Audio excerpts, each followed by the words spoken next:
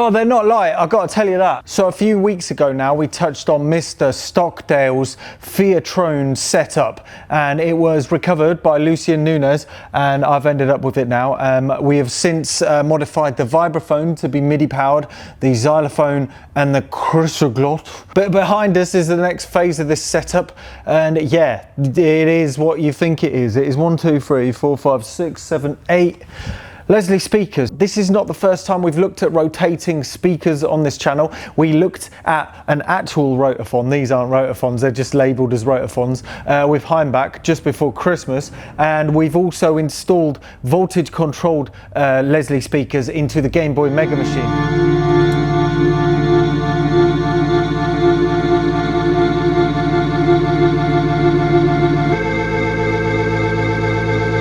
I also made a Leslie speaker guitar. That didn't work very well, but it was a fun experiment regardless.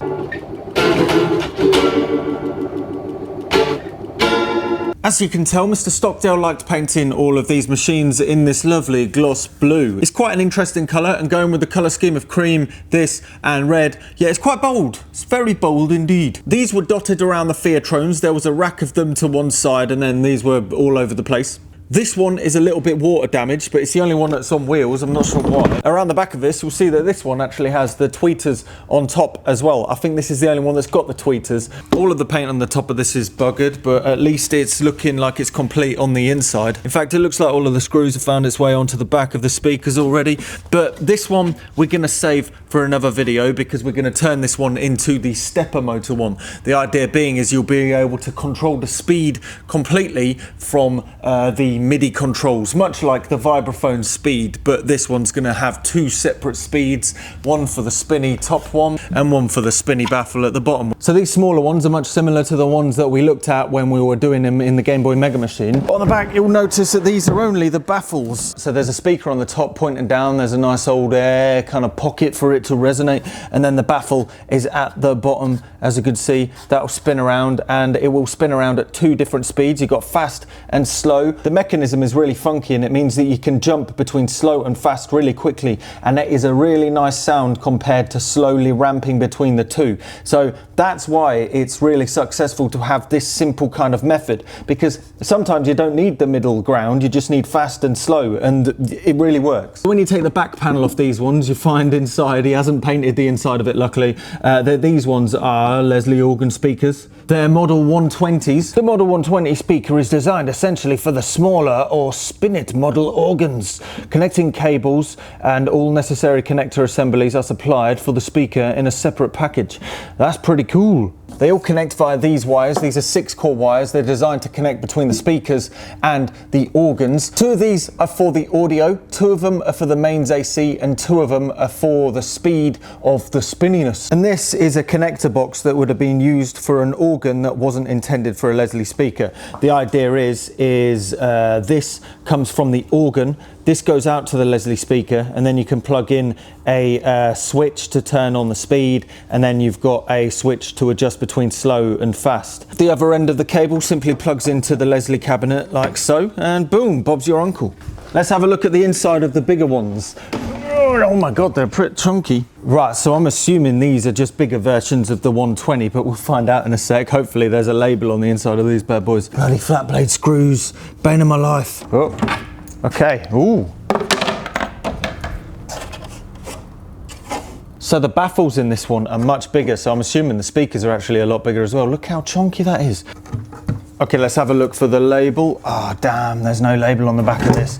I'm sure we will find out exactly what these ones are and put them over here. But yeah, as you can see, these are just larger versions of the other ones. So there's no actual horns in these ones, but that's fine. That's not to worry, not to worry. Yeah, as you can see, this one is different again. It's got a bigger sound space, but a smaller baffle. That's really odd. But the idea is initially in this video is we're going to take 4 of the small ones, set up a setup that makes us control them, and then put them in the 4 corners of the room, I suppose. That might be kind of cool, right? But first, because they're already modified and painted, I don't think we should feel guilty about chopping the vents out a little bit so people can actually see the baffles and see them working instead of just some ominous boxes. Here goes nothing.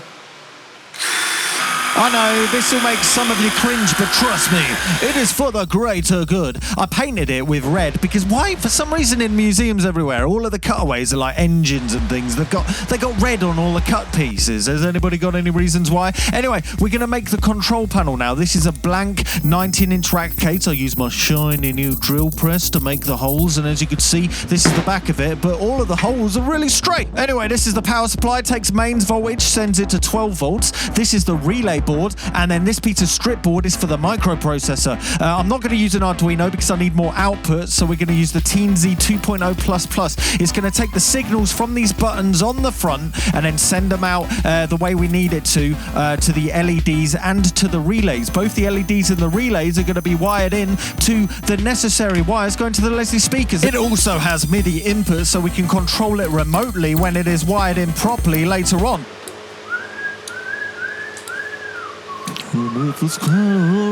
My relays work. As you can see, they work. And now we're going to use this multi-core HVAC wire for the Leslie speakers.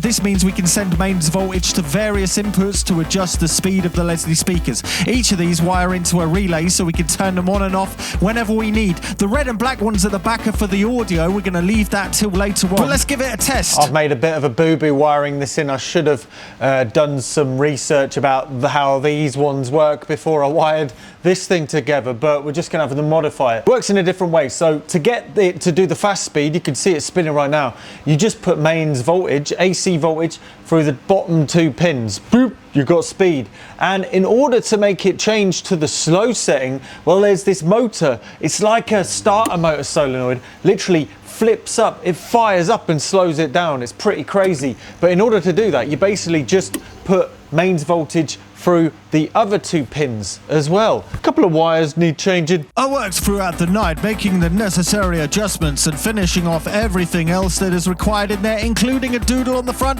so everybody knows what's going on. This is Onshape, the online CAD program, and we're going to use this to design a socket, because there's not enough Leslie speaker sockets. If you look on eBay for Leslie speaker socket, you'll have to pay loads. So we're going to 3D print one. It's the Chonky Donkey 5000. It's absolutely massive. If you didn't know, the Leslie speaker shares the same socket as some vacuum tubes. That is the one right there. Anyway, I ordered this amplifier from Thomann. It is a 4-channel amplifier that's going to work perfectly for it. We're going to use these sockets to wire between the module and the amplifier. So we're connecting that up there. You see the red and the black cables, so they go over to the speakers in the Leslie. This is it working. You can see pushing the different buttons. Relays turn on and off, which are correlated to the speeds of the Leslie speakers, so we can control them simultaneously. There we go. It's done. That was a little bit more involved than I initially anticipated, I've got to be honest. Fundamentally, it's a really simple idea. It's just a breakout box to control Leslie speakers. And I thought, oh, it's going to take a day just to bash a controller together. This thing took a week of fettling. Anyway, let's get it plugged in, shall we? 1, oh yeah, 3, 4. Right now it's pretty spaghetti junction back here. We've got the audio coming out of it into the amplifier. We've got the audio out of the amplifier coming back into it. And then we've got the 4 wires going over to the Leslie speakers. When it's in a 19-inch rack, it'll look nice and neat. But for now, I've literally got to take them both together so they don't go anywhere. Right, let's plug these 2 in first. So let's get this cable around the back of there. Make sure it's the right way around. Oh, these sockets feel amazing. Right, let's see if I've got them set up right. Oh yeah, there's one. Let's try this other one. Oh, it's working. Oh, it's doing it. Okay, go to fast. Fast. Yes. Right, let's plug this in to input number 1 so it goes to all of the outputs. So we have a static note. There we go, let's get the fast going quick. On one side, both sides.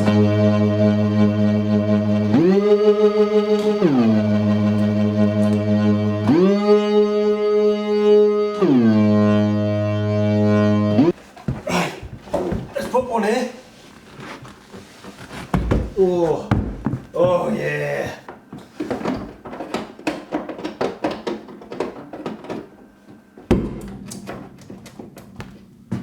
Shit. Oh, bugger. Oh, I've only had it for 24 hours and I've already buggered it. Well, that's a pain in the derriere.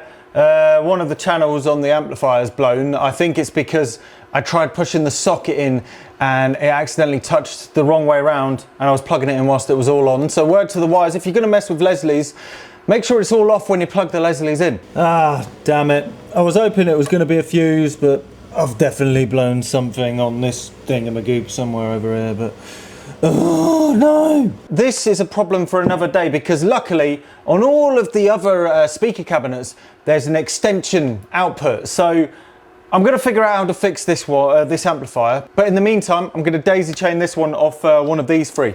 Sam the numpty strikes again. Right, let's plug it into this one. Get it plugged in. Oh, I'm going to turn it off. Yeah, it's coming out. Bring them in one by one and you'll notice a difference.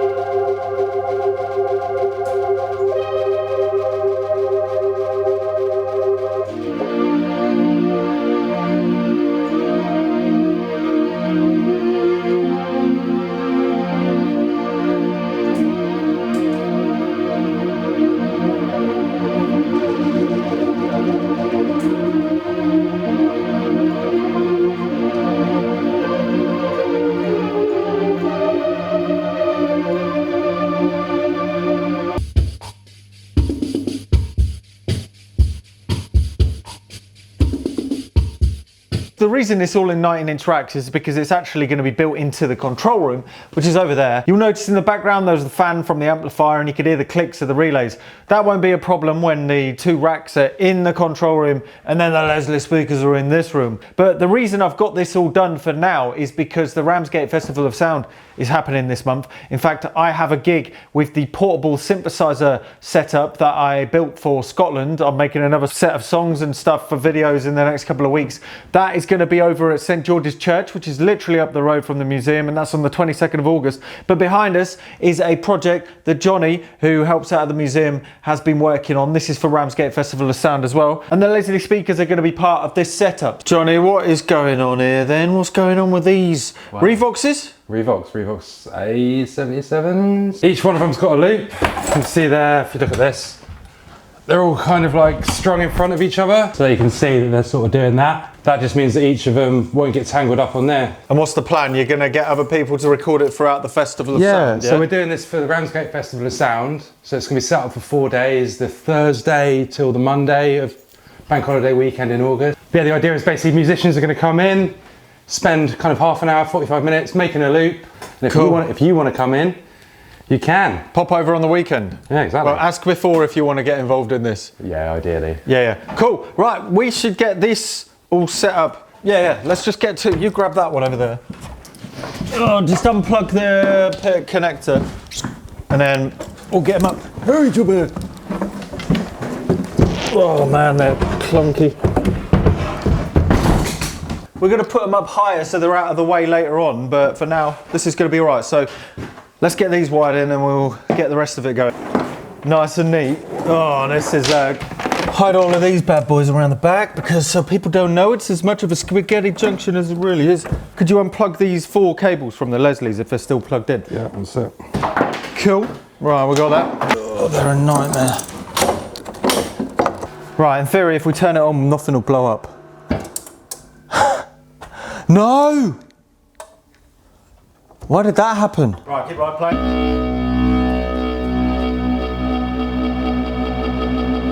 So we just need to wire each of the tape machines in. Okay, it's coming out of all of them this now.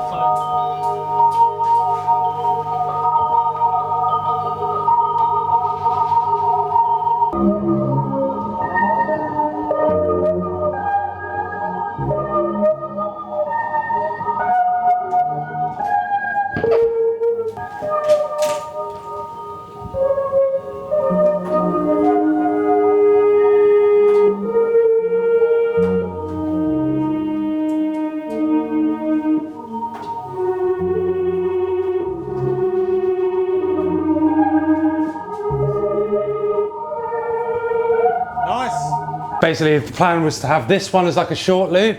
Okay, and it gets longer. And then, yeah, so by the end, this can just be like really crazy long, but we're gonna add 4 more of these.